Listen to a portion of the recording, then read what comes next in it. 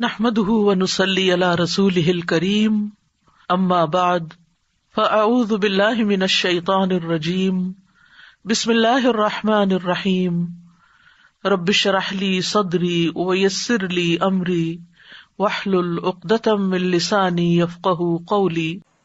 آج کیا تاریخ ہے؟ 31 دسمبر۔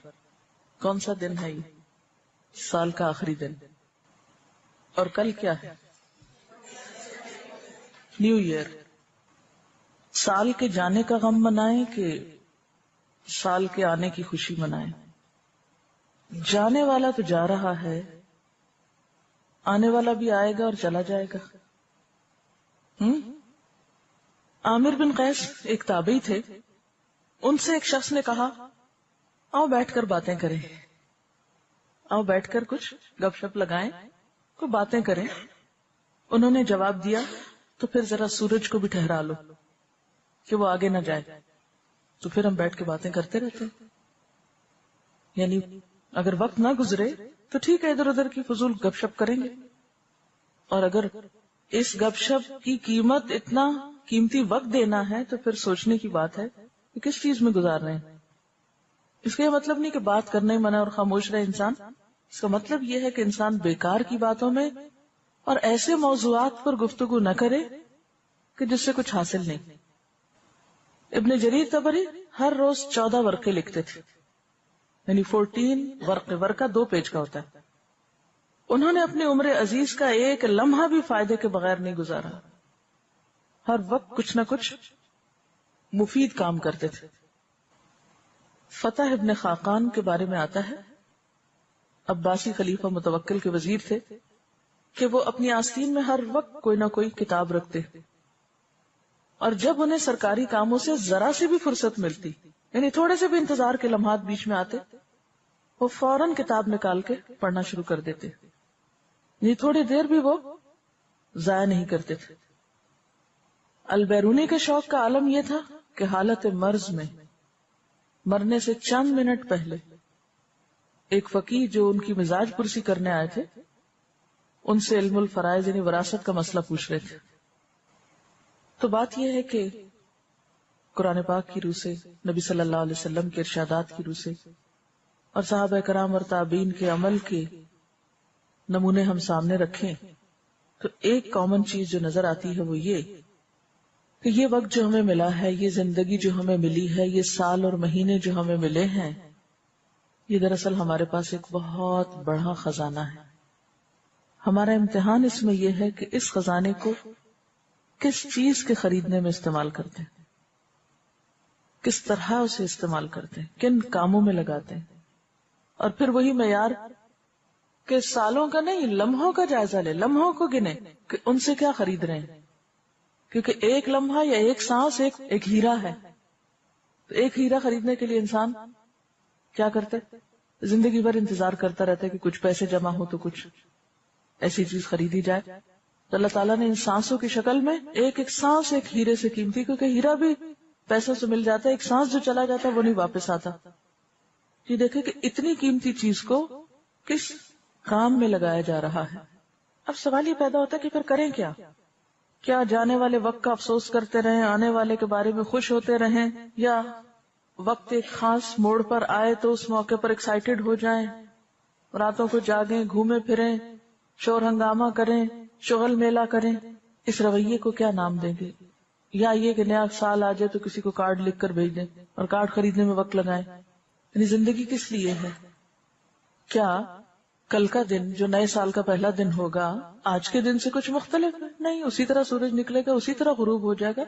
وہ تو ہم نے نام دیا نا۔ یہ تو سال و ماہ کی تقسیم کس لیے ہے؟ پہچان کے لیے ہے۔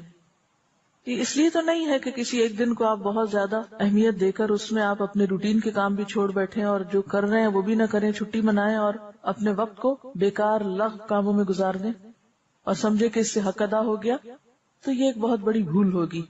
اصل بات کیا ہے کہ انسان اپنی اس عمر عزیز کو، جس کی ایک ایک سانس ایک ایک ہیرے سے قیمتی ہے، اس کی حفاظت کرنا جانے، اس کو بہترین طریقے سے استعمال کرنا جانے۔ اور بہترین طریقے سے استعمال کیا ہے؟ کہ اس وقت کے بارے میں آپ اپنی زندگی کو صحیح طور پر پلان کریں، اپنے اوقات کی بہترین تقسیم کریں. اس کے لیے رہنمائی کہاں سے ملے گی؟ نبی صلی اللہ علیہ وسلم کی سنت سے. آپ صلی اللہ علیہ وسلم نے فرمایا عقل مند شخص کے لیے لازم ہے کہ اس پر جو گھڑیاں گزریں اس میں سے ایک گھڑی ایسی ہو جس میں وہ اپنے رب سے باتیں کرے. ایسی گھڑی جبکہ وہ اپنے رب سے باتیں کرے، مثلا نماز میں، مثلا قرآن کے ذریعے، مثلا دعا کے ذریعے، مثلا تنہائی میں اپنے رب سے گفتگو کر کے. یعنی دن کا ایک وقت کس میں؟ رب کے ساتھ تعلق میں. یعنی اس وقت جو بات میں کر رہی ہوں وہ کیا ہے دراصل؟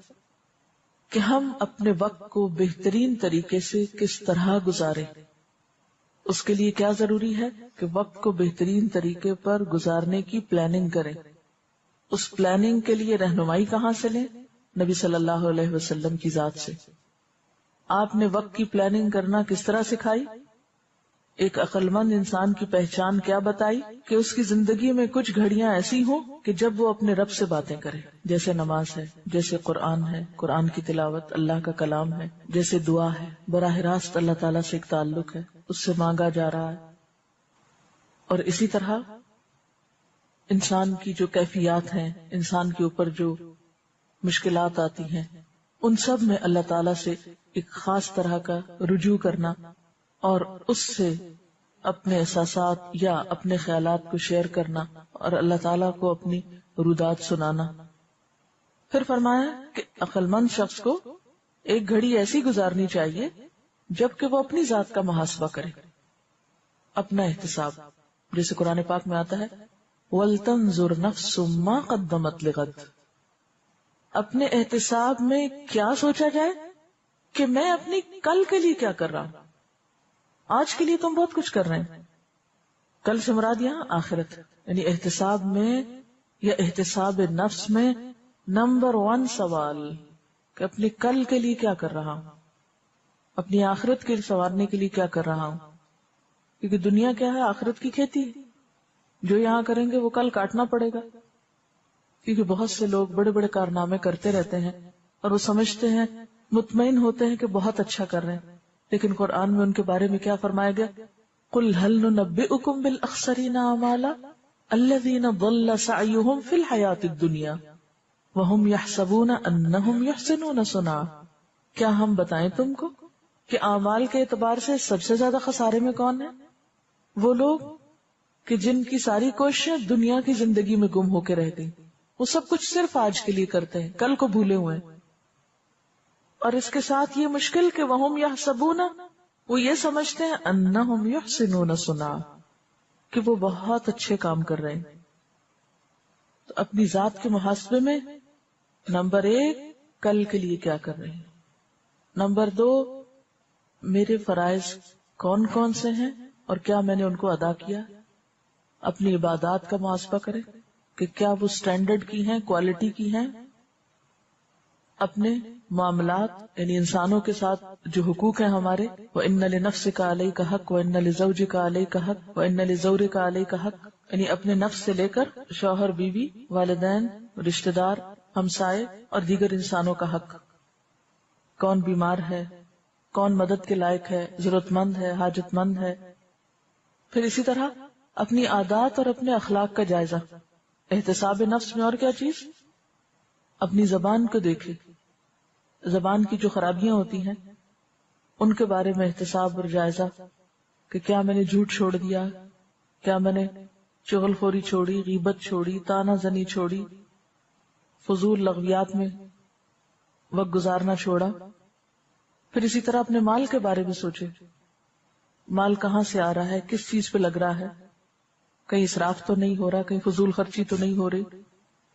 یعنی جو کچھ بھی ہمیں ملا ہے اپنی ذات کے محاسبے میں نہیں، ہر وہ چیز جو ہماری ذات سے متعلق ہے، چاہے وہ انسان ہے، چاہے وہ ہمارے پاس جو بھی چیزیں ہیں یا پھر ہمارے اخلاق اور عادات ہیں، ان سب چیزوں کا محاسبہ. پھر فرمائے کہ ایک ایسی گھڑی جبکہ وہ خدا کی تخلیق میں غور کر رہا ہو، یعنی کائنات میں غور و فکر. اس کے لیے بھی وقت نکالنا چاہیے. اس کے لیے خواہ تھوڑا سفر کرنا پڑے، خواہ تھوڑا کمرے سے باہر نکل کر آسمان اور زمین کو غور سے دیکھا جائے، یا کوئی کتابیں ایسی پڑھی جائیں، یا کسی میوزیم میں یا کسی لیبارٹری میں یا کہیں بھی ایسی جگہ جہاں اللہ تعالیٰ کی تخلیق پر غور و فکر ہو سکتا ہو، تو زندگی میں اس کے لیے بھی وقت نکالا جائے، کیونکہ کائنات میں غور و فکر کے ذریعے انسان جتنا اللہ کے قریب پہنچتا ہے اتنا شاید ہی کسی اور چیز سے پہنچتا ہو، اور یہ اللہ کی پہچان ہی کا ایک ذریعہ ہے۔ خالق کو اس کی تخلیق کے ذریعے پہچانا جاتا ہے۔ اور ایسی گھڑی جب کہ وہ کھانے پینے کی ضرورتوں کے لیے وقت نکالے، یعنی اپنے آپ کو بھی فراموش نہ کرے، اپنی ضروریات کو پورا کرے آسان طریقے سے۔ اتنا سونا کہ جس سے کام میں بہتری آئے، سستی اور کاہلی نہیں، اتنا کھانا کہ جس سے طاقت آئے، نشاط آئے، سستی نہیں، اسی طرح نہانا دھونا، پرسنل ہائیجین، ان سب چیزوں کو عبادت سمجھ کے کرے۔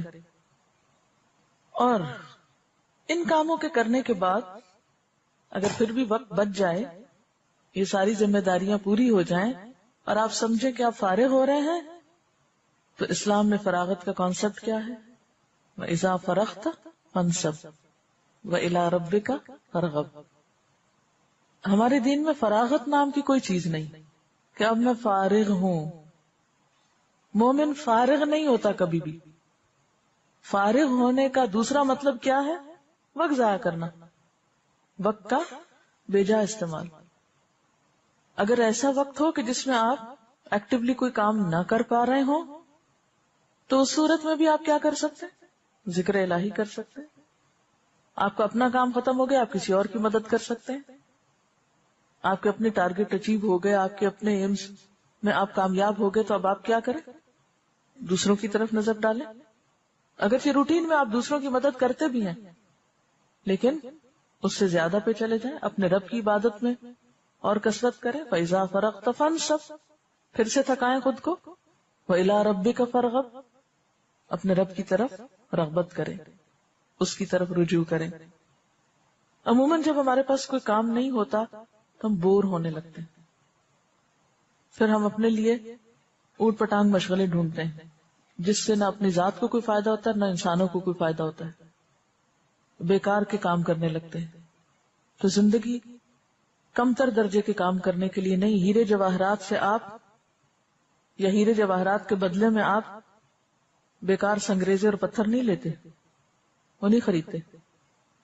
کبھی آپ ایسا نہیں کریں گے کہ سونا دے کر مٹی خریدیں، تو وقت تو سونے سے بھی قیمتی، اس کو لگائیں ایسے کاموں میں جس کا نہ دنیا میں کوئی فائدہ ہو نہ آخرت میں کوئی فائدہ ہو، تو اس سے زیادہ خسارے کا یا نقصان کا سودا اور کوئی نہیں ہو سکتا۔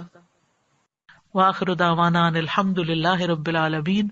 سبحانک اللہم وبحمدک، اشہد ان لا الہ الا انت، استغفرک واتوب الیک۔ السلام علیکم ورحمۃ اللہ وبرکاتہ۔